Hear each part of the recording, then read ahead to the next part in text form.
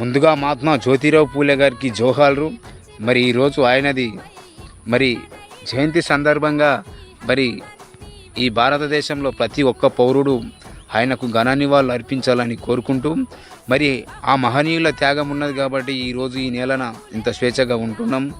అలాగే మరి ఆనాటి కాలాన ఆడవాళ్ళు వంటింటికి పరిమితమైనటువంటి ఆడబిడ్డలకు సమాన హక్కులు కల్పించినటువంటి సమాజంలో సమాన హక్కులు కల్పించినటువంటి ఈ మహనీయుడు సొంత భార్యను తీసుకుపోయి చదివిపించి ఈ దేశపు మొదటి పంతులమ్మగా పేరు పొందినటువంటి సావిత్రిబాయి పూలే, చదువుల తల్లి సావిత్రిబాయి పూలే వీళ్ళ భార్య, వాళ్ళది అంత త్యాగం ఉంది.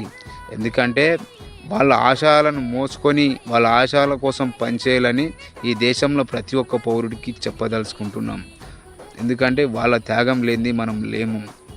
బలపం పట్టించిన బాధ్యతలను, ఆ సంఖ్యలను దెంపిన జ్ఞాపకాలను, బలపం పట్టించిన బాధ్యతలను, ఆ సంఖ్యలను దెంపిన జ్ఞాపకాలను, మరువొద్దుర సమాజమా మహనీయులని, మరువొద్దుర సమాజమా మహనీయులను, పూలే సావిత్రిబాయి త్యాగాలను.